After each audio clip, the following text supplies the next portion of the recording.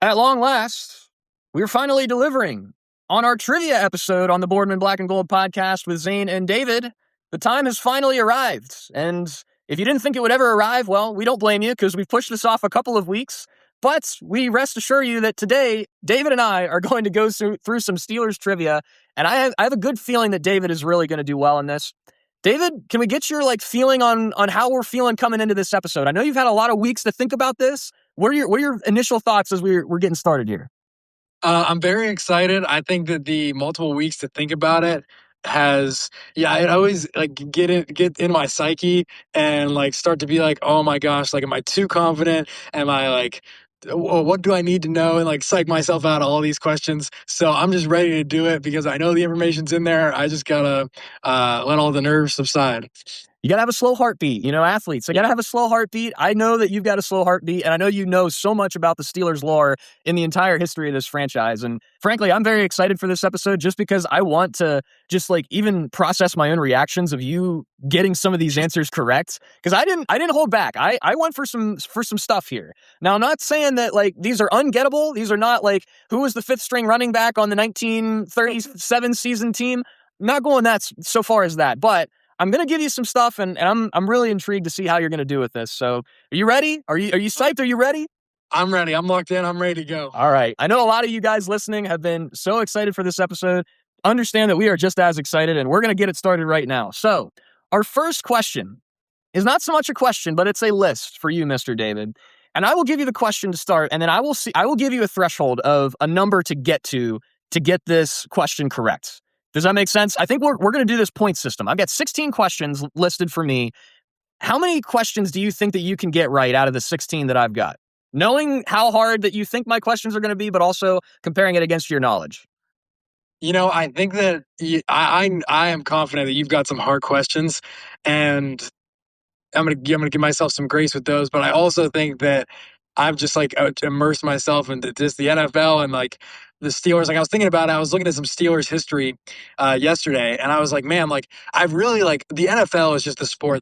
I mean, the league that I'm obsessed with. And so I was thinking about things the Steelers were doing, and I was like, oh yeah, and in this year the Dolphins are doing this or whatever. And so I was like, I think that could really help me. So I'm gonna say I'll get 11 right. Okay, 11 out of 16 is what we're saying. So we're going 11-5. We're making the playoffs. We might win the AFC North. This is good stuff, is what we're saying. Yeah. Hey, last time we had a playoff win, we had 11 wins. Or no, sorry. Yeah, last time we had a playoff win, we had 11 wins. How about that? Look at David, man. He's already doing the trivia for me. That's unbelievable. This is great. We haven't even started yet. All right, let's get started. Our first question. Since 2016, the Steelers have had 11 quarterbacks complete a pass in a regular season game. How many of them can you name, and who are they? I'll read it one more time. Since 2016, so 10 years, the Steelers have had 11 quarterbacks complete a pass in a regular season game. How many of them do you think you can name, and who are they? Okay, 11. 11 of them. Let me think. How many do I think I can name? I think I could get all 11. Okay. So we're talking 2017 season onward. 2016 and onward, yes. Okay. 2017, Ben Roethlisberger and Landry Jones. Nice. Those are correct. 2018, I think Ben Roethlisberger the whole season. I don't think he got hurt. 2019, Ben again, and then Mason Rudolph and Delvin Duck Hodges. Those are correct. 2020, I think the only game Ben didn't play was Mason Rudolph. 2021, the only game Ben didn't play was also Mason Rudolph. 2022, Mitch Trubisky, Kenny Pickett. 2023, I think it was just Kenny Pickett and Mason Rudolph again. 2024 was Russell Wilson and Justin Fields. 2025, Aaron Rodgers, and then Mason Rudolph. Let me count that up. So Aaron Rodgers, Justin Fields, Russell Wilson, Mason Rudolph, Kenny Pickett, Landry Jones, Ben Roethlisberger. You've got 9. I've got 9. You've got 9. You're missing 2. And this is, how did you phrase the question? Completed a pass in the regular season. So no preseason, but they did complete a pass in the regular season.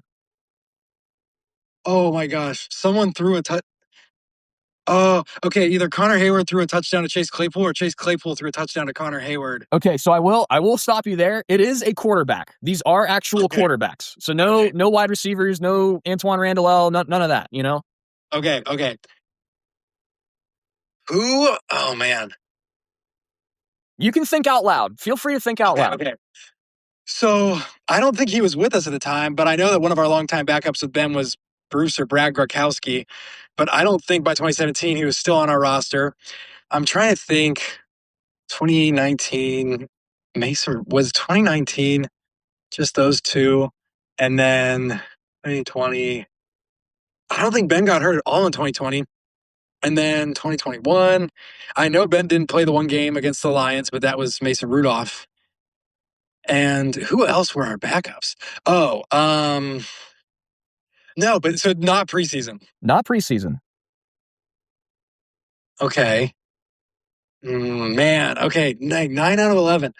Oh, two more. The one is very gettable. Once you know this guy, you'll be like, oh man, I can't believe I forgot about him. The other one is incredibly difficult, and if you got it, that would be one where I tip my cap and say, oh my gosh, I can't believe you got that. Okay. Let me think. All right, let me think backwards. 2025, Aaron Rodgers, every game except the Bears game, Mason Rudolph. 2024, Justin Fields, the first 5 games. Russell Wilson, the rest. I don't even know if anyone else, if we got another quarterback see the field. Who else was on our roster in 2024 at quarterback? Oh man, I can't even. All right. 2023, Kenny Pickett. I think he played almost the whole time until Mason Rudolph came in there at the end. 2022 was Mr. Trubisky, Kenny Pickett, back to Mr. Trubisky. Oh my gosh. I don't know if I'm going to get these two. I'll give you a little bit of a time limit here, and I will also give you a little bit of a hint. Okay. This one guy is very recently, and he only threw one pass. And it was not necessarily because anybody got injured. It was like garbage time. We just put him in. And then the other one is very gettable backup quarterback around like the late 2010s era. Okay. Let's see. He came in through one pass. Did Will Howard make a pass? He did not. No, he did not. He didn't? Oh, man. It was a gettable. Landry Jones. Who else besides Mason Rudolph was in the late 2010s? Oh, my gosh. Man, this is going to annoy the crap out of me. I'll ask if you concede. I will concede. All right. My number for you was to get 9. You did get 9, so I'm giving you the points. Our 2 quarterbacks that you did not get, the one that was a reach was Kyle Allen. He came in and threw one pass. I don't know if it was this year or last year. I think it was last year. He came in and threw one pass in garbage time. And then the gettable one that I was just begging that you would just find the name, Josh Dobbs. Oh my gosh. I can't believe I didn't get him. Oh my gosh. Kyle Allen, that definitely was a stretch, but his name crossed my mind super quickly, and I was like, and I was like, I don't remember him on the field. But Josh Dobbs, I can't believe he completely left my mind. He had some decent plays with us. Here's the thing too, is like you didn't even skip a beat with Landry Jones, you know? Oh yeah. I remember Landry Jones so well for some reason. Like I don't know. He was like the early version of Kenny Pickett almost, with the gloves and the long sleeves and just but yeah, Landry Jones, I feel like he was in a lot because in 2016 and 2015 Ben was hurt a lot. Right. I was also a big Landry Jones lover, so I was right there with you. If you would have given me the same question, I would have probably also gotten Landry Jones pretty fast. Kind of similar to you. Yeah. I'm so annoyed. I'm so annoyed that I missed Josh Dobbs because I specifically remember because he played a little in the Raiders game, and then he played, if I'm remembering correctly, the week 1 game against the Browns we tied, maybe just a little bit. Or no, there was one game where he had a rushing touchdown, I feel like. Yeah. And I remember that so specifically. I can't believe I didn't think of him. Well, we do give you the point. The number in my mind was 9. You got to 9, so we got 1. All right, our next question. How many numbers have the Steelers officially retired? And can you guess who they are? Yes. Okay. I actually just saw this. 3 numbers: 75, Mean Joe Green; Number 70. Oh, what's his name? Oh, it's something like something with an S. His last name starts with an S. I don't know if I'm going to remember it. And then I think it's 32, Franco Harris. You got that right. You got Franco Okay. Harris. You got Mean Joe Green. You're right on the number for 70. Can you get the name? I'll give you maybe 10 seconds. Okay, is the first name like initials like BC or like oh You are right that his last name does start with an S. okay. Oh man. I don't think I'm gonna get his name, honestly. All right. Ernie Stoutner. Okay. You think you would have gotten that or over time? No, Probably not. I think the last name maybe because when I looked, I remembered like, oh, that name sticks out. I might remember the last name, but I would never have gotten Ernie. Yeah. Well, you did get the 3 officially retired, right? Because I think that's a pretty tricky question because people think, oh, I mean, we've got so many legends amongst the Steelers. There's a lot of numbers the Steelers have unofficially retired, but the only 3 they've officially retired are number 32, number 70, and number 75. So I gave you that one. We got 2 questions right here. So Let's go. moving on to our next one. Of the existing teams in the NFL today, which team do the Steelers have the worst winning percentage against all time? Once again, of all the existing teams in the NFL today, which team do the Steelers have the worst winning percentage against all time? Okay, that's interesting. Oh, okay. My original impulse was Jacksonville, but they're pretty young. My second impulse was New England because we couldn't buy a win for a really long time. Definitely not the Browns. Definitely not the Bengals. Definitely not the Ravens. Is there like a minimum amount of games played or no? No minimum, so don't let the conferences kind of slip you up here. Okay. Okay. I'm trying to think. Yeah, I'm trying to think because, like, I feel like my mind goes to the AFC, but I'm like in the NFC. Is there a team that we don't play too much that kind of gets the best of us? Oh, maybe. Oh man, I'm thinking maybe the Philadelphia Eagles because I know that we couldn't win like in Philadelphia for the longest time, or like had a really bad stretch. Oh man, this is a tough one. I was looking at our win percentage against teams, but I totally forget all the numbers. Let me. All right. Last few thoughts. Well, now I'm thinking out of nowhere, maybe the 49ers because I feel like I don't know. They were always a good team. All right. I feel like I might have narrowed it down to the Niners, the Eagles, and the Patriots. But I feel like the Patriots were so bad, especially in the 70s when we were in our peak, that we should have stacked a lot of wins. But I'm thinking like if we played the Niners not that much, basically from 1980 onward, the Niners have been a solid team, and we struggle horribly out in the West.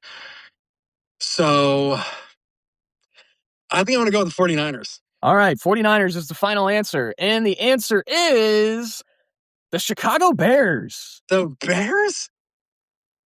Oh man, really? So here's the thing. You went on that little tangent about the Eagles and the terrible winning percentage we had in Philly. I was hoping that you would kind of get to the bad winning percentage in Chicago because we do still have a long losing streak in Chicago. All time, the Steelers are 8-20-1 against the Bears and a win percentage of .293. Okay, dang, yeah, that's a good point. We haven't won in Chicago in a very long time. Yeah, dang. That was tough. Chicago was definitely under the radar. But that was a good question. Yeah. Oh my gosh. Yeah. Because we've had so many games where we've lost. Yeah, that was good. All right.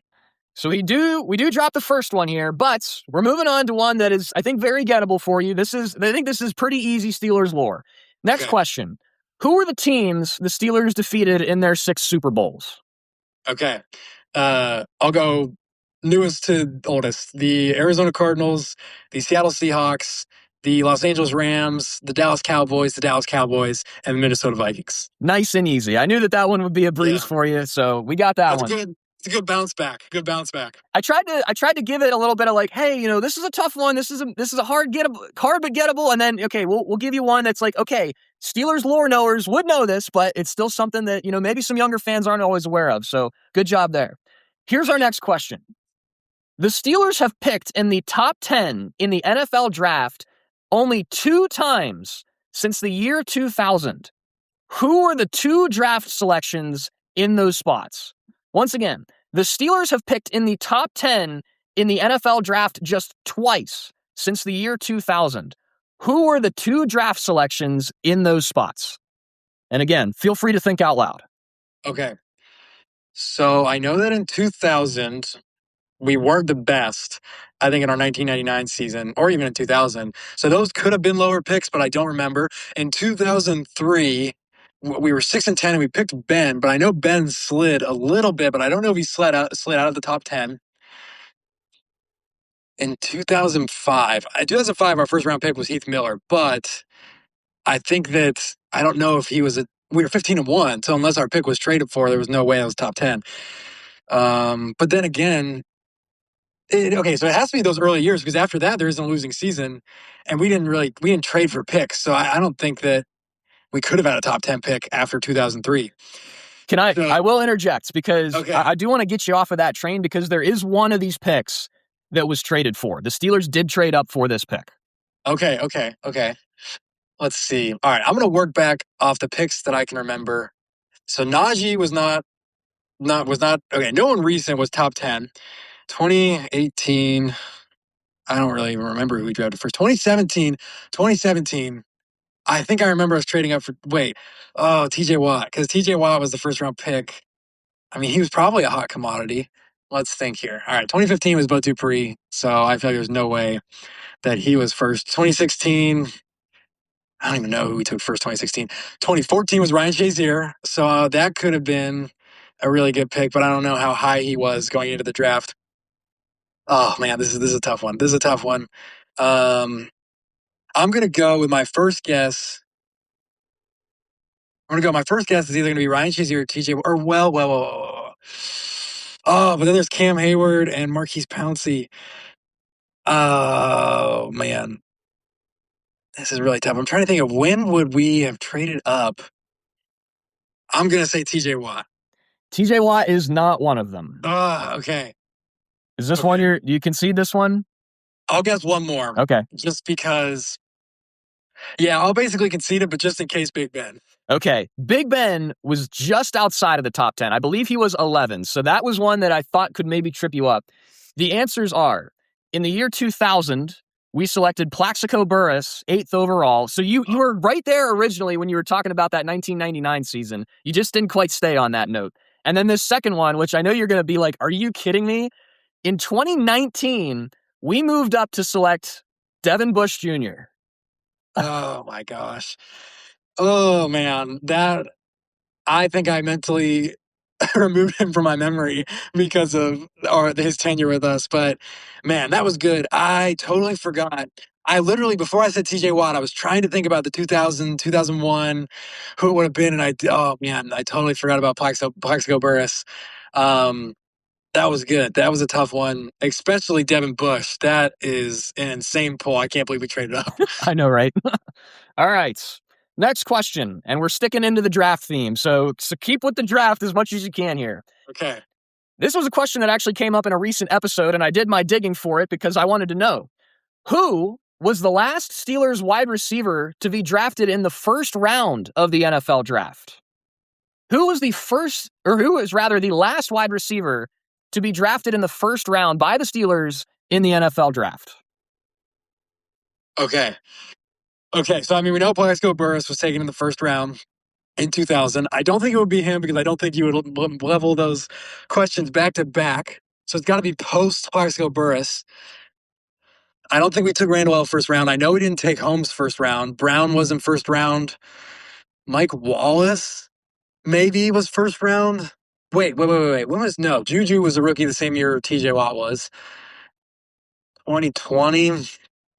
No, Deontay Johnson wasn't first round. I don't think Chase Claypool. I think Chase Claypool was either second or third round. Or unless you're trying to trick me out and it is Plaxico Burress. I will neither confirm nor deny. The thing is, I don't feel confident enough in Mike Wallace. Like I feel like I don't know, but he was good. He was good. All right, so I feel like I've narrowed it down because I'm like 99% sure Antonio Holmes was the second or third round pick also, or even later. Oh man, okay. So Plaxico Burress. There's no way we took Randall L in the first round. I can't even think of any other wide receivers that we would have taken that early other than Mike Wallace. So, oh man, Mike Wallace or Plaxico Burress. I can't tell if you're trying to psych me out with the Plaxico Burress. Final answer. Final answer, Plaxico Burress. Not a terrible notion to think that I might trick you up, because that is something that I would do. However, I did not do it in this specific question. And you said his name a couple of times, you harbored on it, but you brushed it off a little too quickly. In 2006, with the 25th overall pick, the Steelers selected Santonio Holmes. What? He was a first round pick? 25th overall. Oh my goodness, I thought for sure he was second or third. Oh man, dang. Oh man, I got some work to do. I gotta catch up. You got some stuff to do. I like the way that you think. It's just, there's a couple of these where it's like they're just not quite getting it. I think these last two draft questions have kind of slipped you up, which unfortunately for you, perhaps, our next question is also related to the draft. Oh no. It's my weak spot. So here's the thing. We've been dealing with 2000 and onward for the last two questions. Now here, I'm going to ask you, how many Hall of Famers did the Steelers draft in the 1974 NFL draft? And as a bonus, who were they? Okay, I was ready for this question. It is John Stallworth, Lynn Swann, Jack Lambert, and Mike Webster. Bingo! Bingo! You got that quick. Sure. All right, that's a big bounce back right there. Lynn Swann taken first round with the 21st overall pick. Jack Lambert second round with the 46th pick. John Stallworth was a fourth rounder with the 82nd pick. And then at center, Mike Webster, fifth round, 125th pick. Arguably, I don't even know if it's arguably, it's just the greatest draft of all time.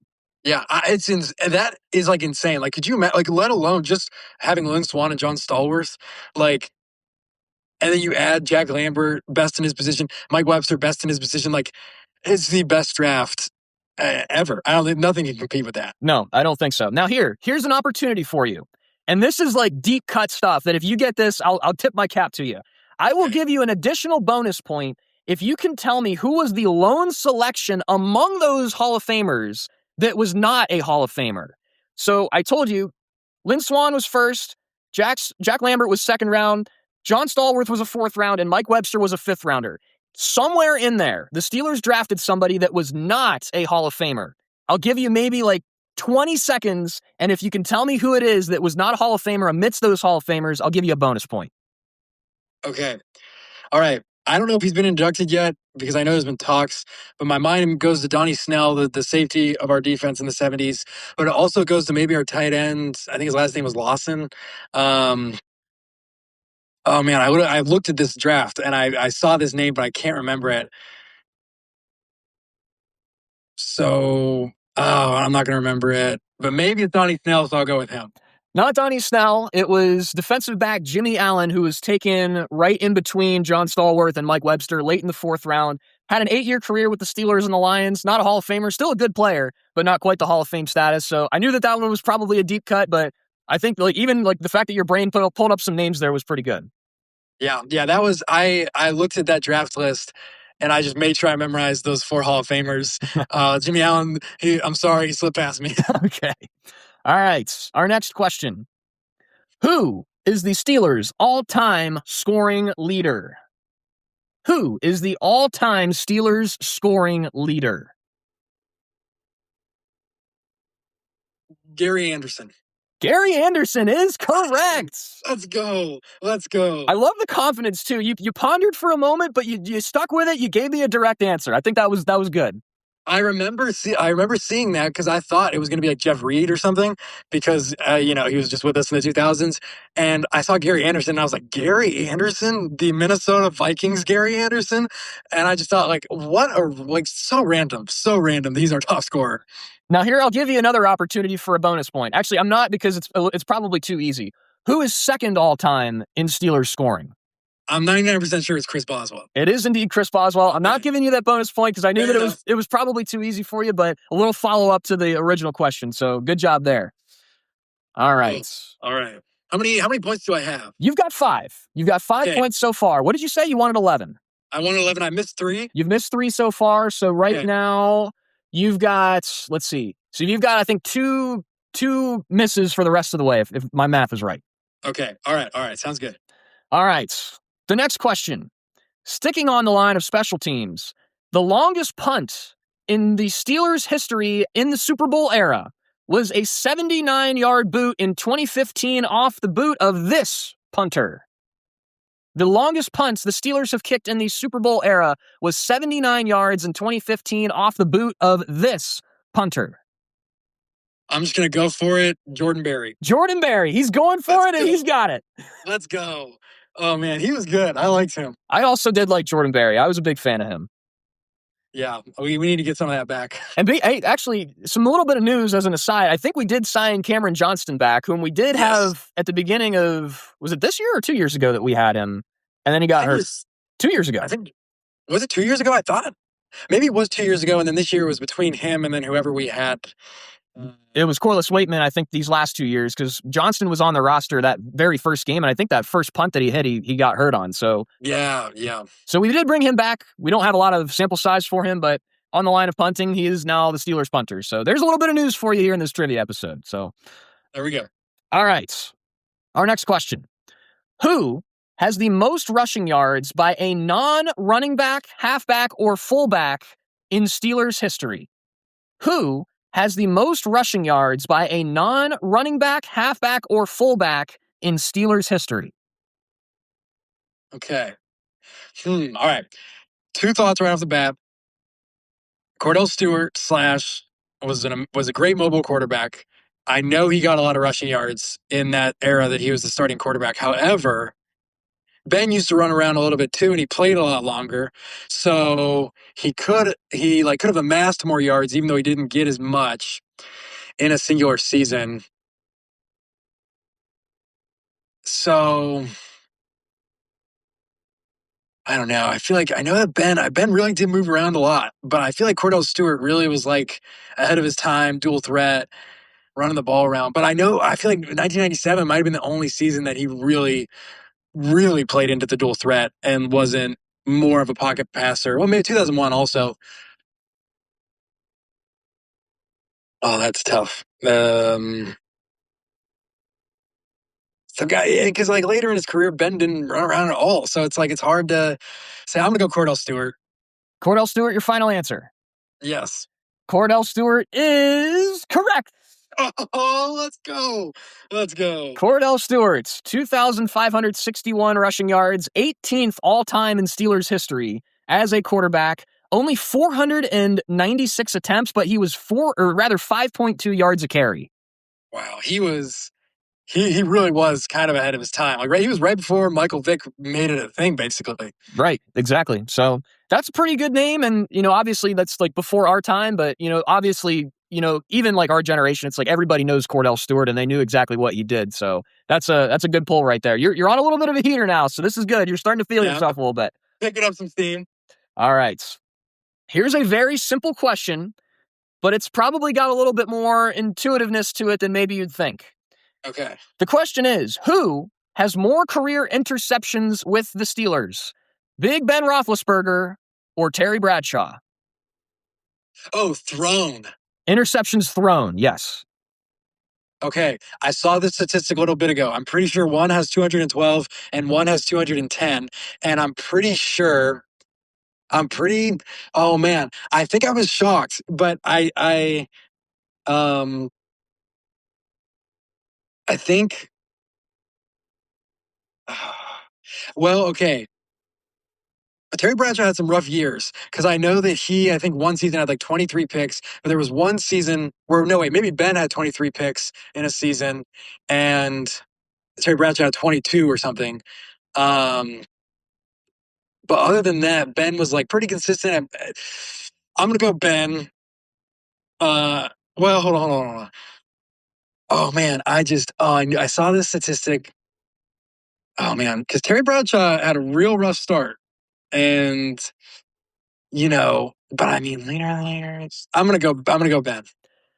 Big Ben has 211 interceptions, and Terry Bradshaw has 210. You are correct in Big Ben. My goodness, thank goodness. Oh, let's go.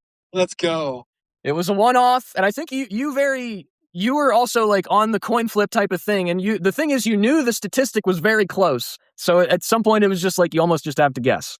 Yeah, which is crazy to think about how close that statistic is because Ben played for like almost 8 more years as a Pittsburgh Steeler than Terry Bradshaw. Yep. All right. He's on a heater. He's got a 4. What is that? 4? No, he's got a 5 game win streak right here. So Let's go. So Mike Tomlin, he's got the midseason stuff going. But the question is, does he have the late season collapse when things are looking good? No, please no. Oh boy, here we go. All right, so our next question. The Steelers have only ranked first in the NFL in points scored one time in their entire history. What year was it?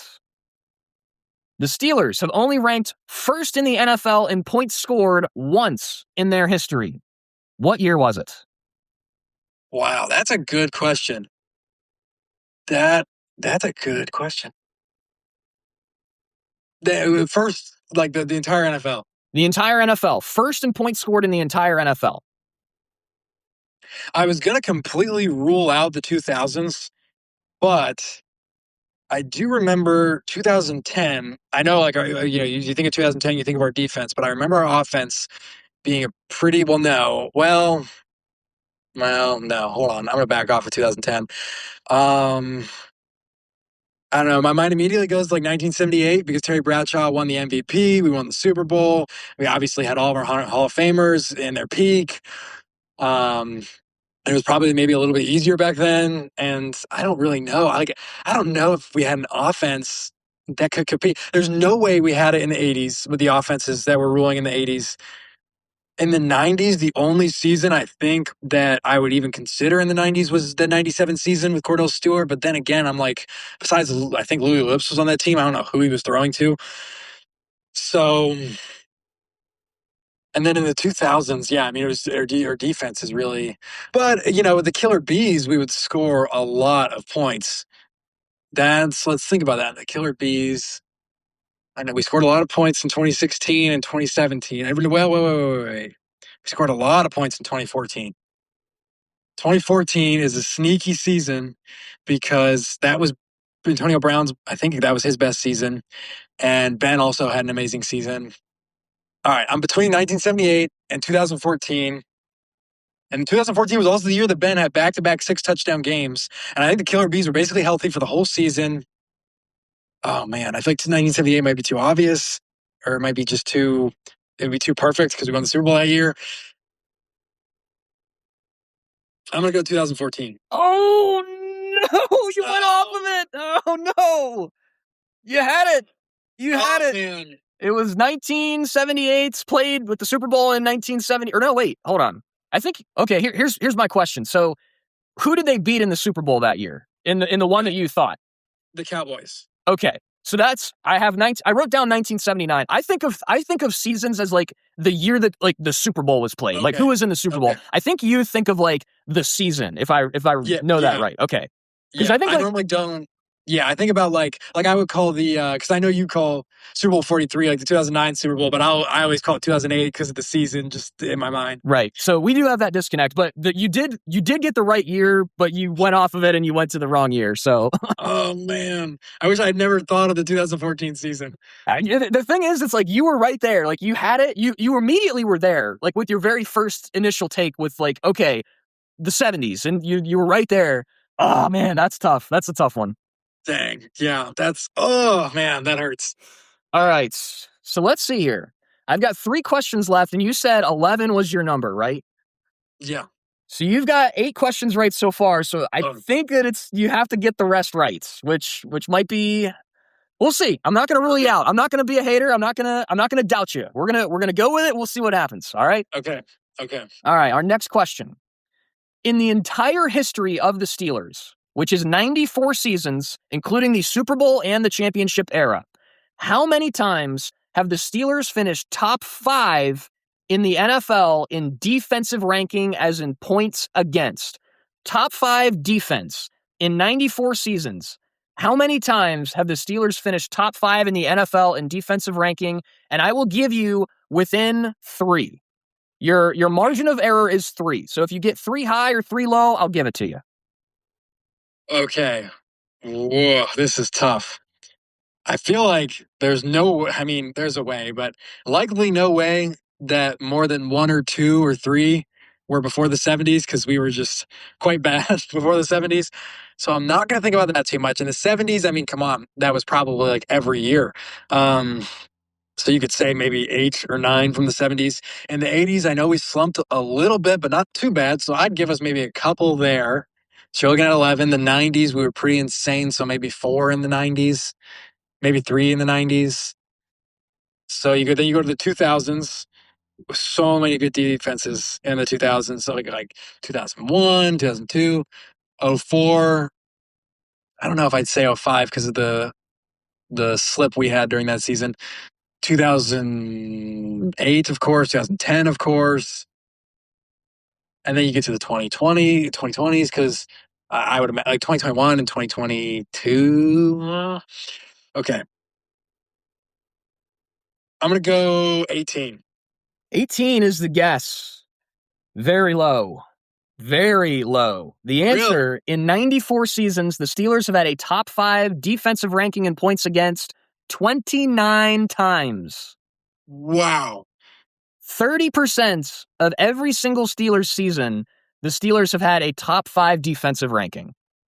Wow. I am shocked that, man, I need to go back and see which seasons I was missing when I was thinking about it because, man, I thought I was pretty sure that I was going to get like within 3 or even 5 maybe.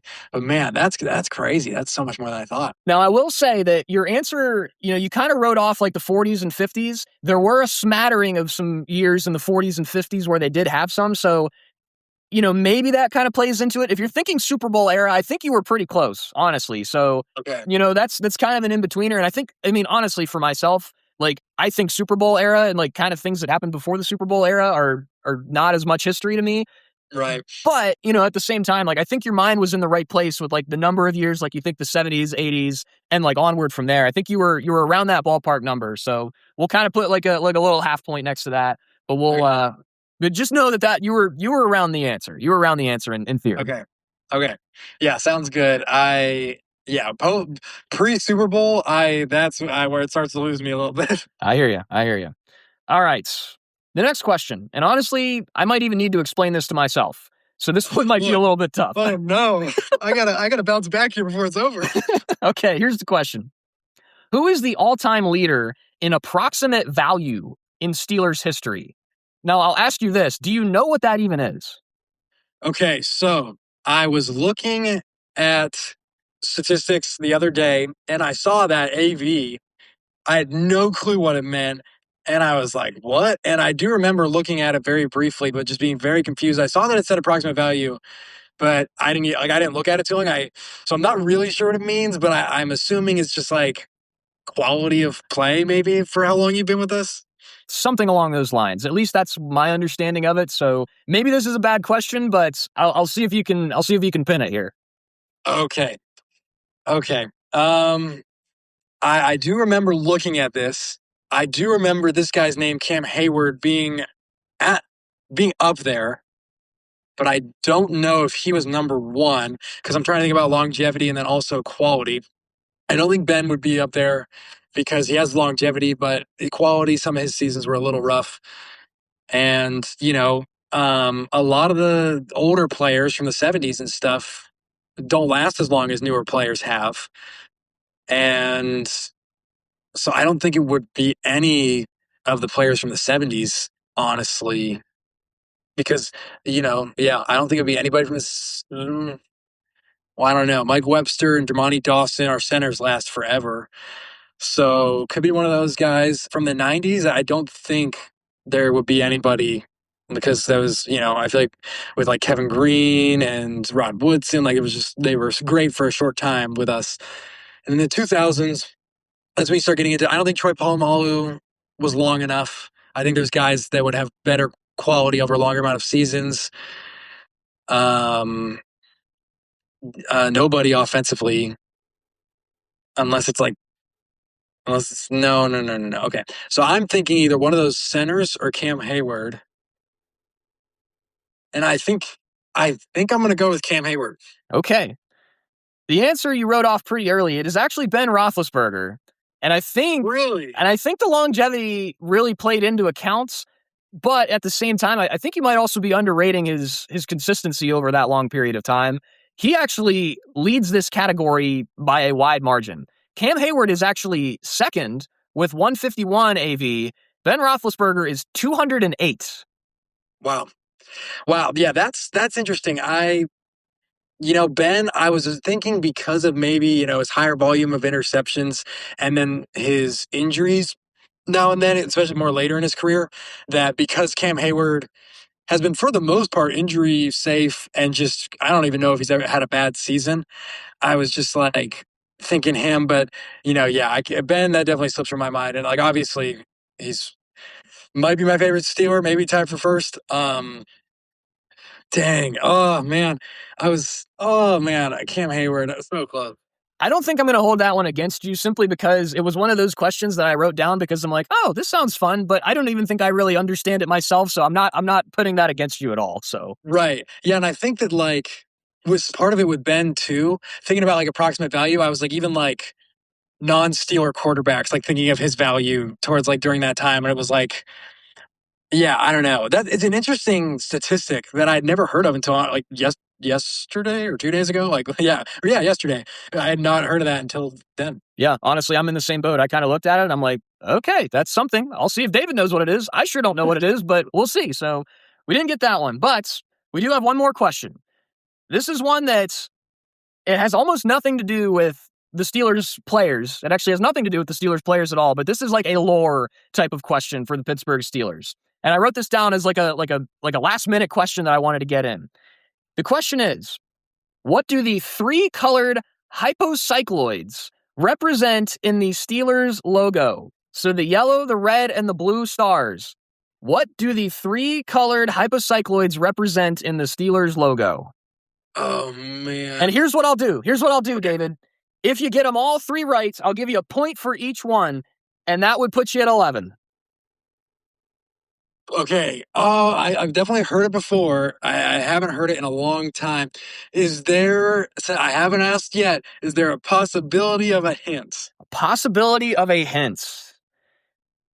Here's the thing. I would be very willing to give you a hint. However, I'm not so sure I know a hint to actually give. I'm like trying to think of what I could possibly say without actually just straight up giving it to you. Okay, here's what I'll say, and maybe this is not applicable to you because I don't know this, but I'll try. They are all Minecraft things. They are all in Minecraft in some respect. Okay. Okay, so first guess, gold is steel. Steel is correct. Okay, but it's not gold. It's not gold. The blue color is representative of steel. So steel is one of them. There are two more, the yellow and the red. Okay. I'm thinking maybe fire. And then yeah, I'll guess second guess fire.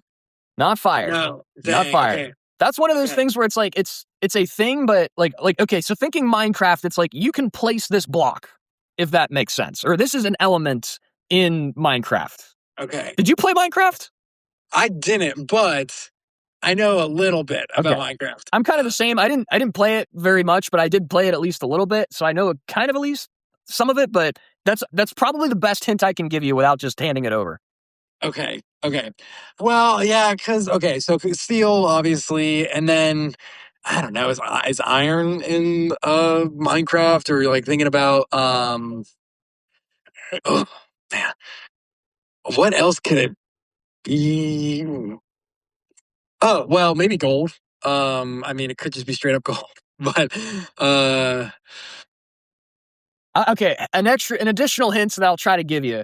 Again, you think about the blue collar aspect of Pittsburgh. You think of like the history of Pittsburgh. Obviously, steel was big in Pittsburgh. These are two other elements that would have been big in the industrial era of Pittsburgh. Okay. Oh man, let me think back.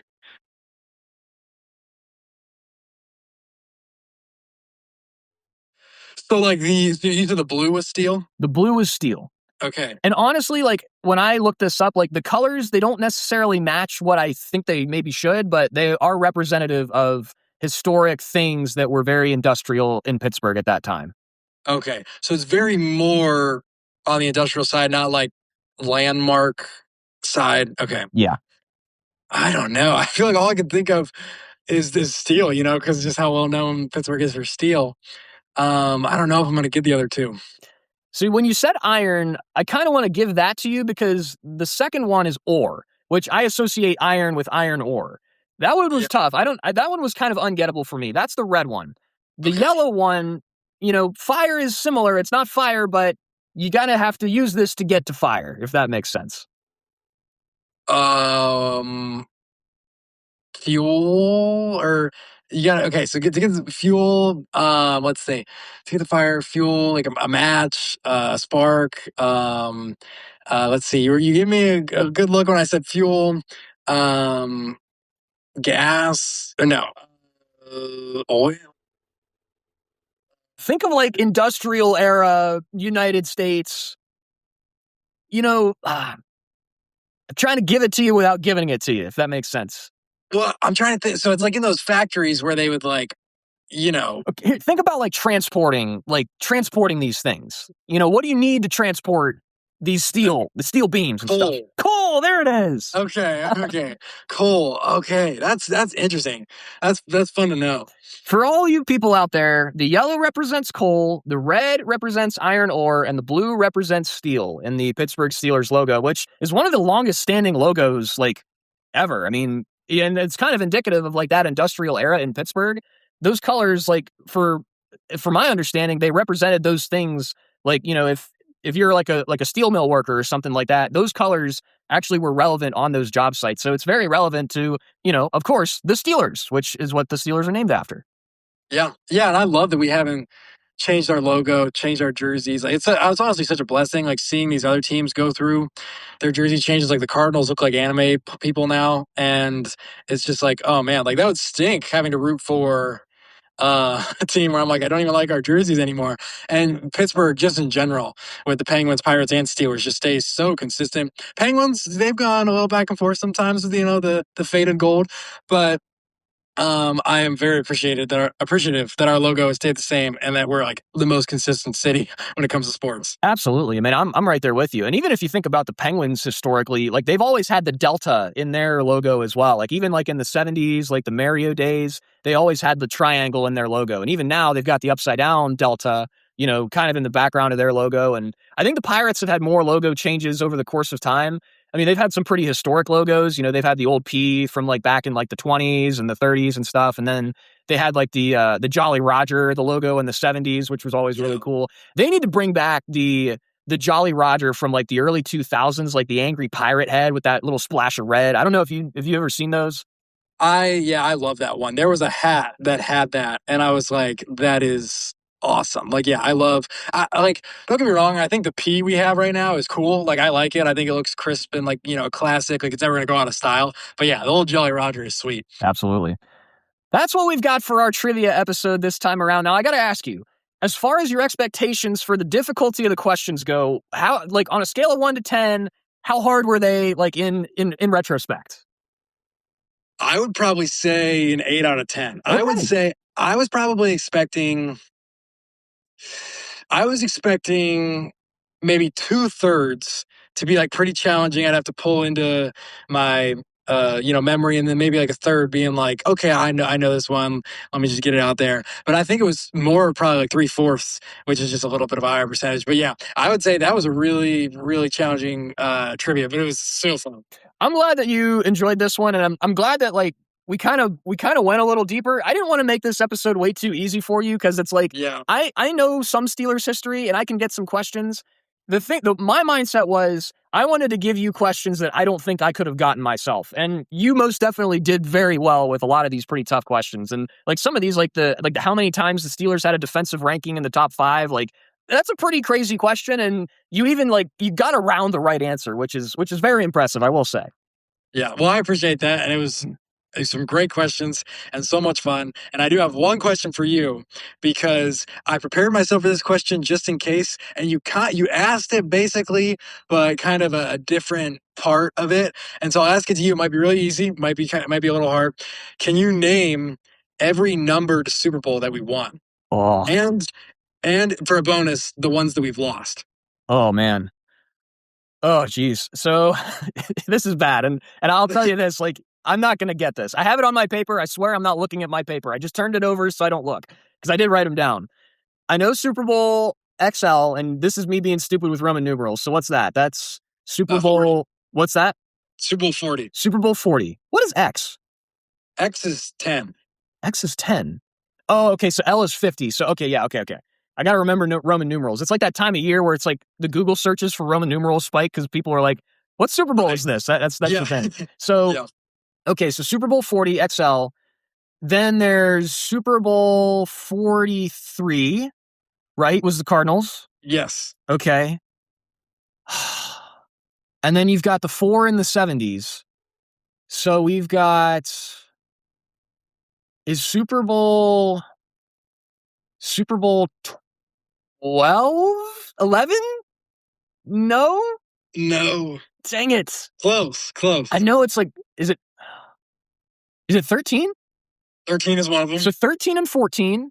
Yeah. And then I think they lost the 1 year. And then, so is it 16 and 17 or is it 17 and 18?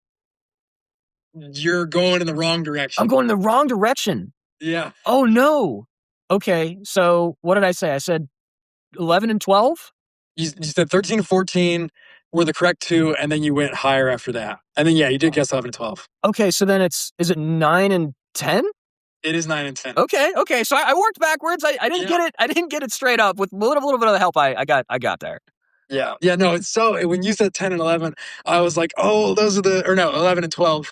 I was like, just in between, because I looked it up because, the 2000s ones are pretty easy for us, but those ones I was like, man, off the top of my heart, I was like, I don't know if I can name each one because I know it's a little bit easier for us because it's 2 back-to-backs, but it's like that in the 70s it can be tricky of what numbers those were. Well, it's interesting too because one of my favorite beanies was actually a beanie I stole from my dad. It's a Super Bowl 40 beanie from the Seahawks Super Bowl, which was before like my time, like before I was watching. But I remember my dad wearing this like the entirety of my childhood because we lived in Northeast Ohio and we lived in Western Pennsylvania and it was cold all the time. So my dad would always wear this beanie. And somehow I just found it like a couple of months ago.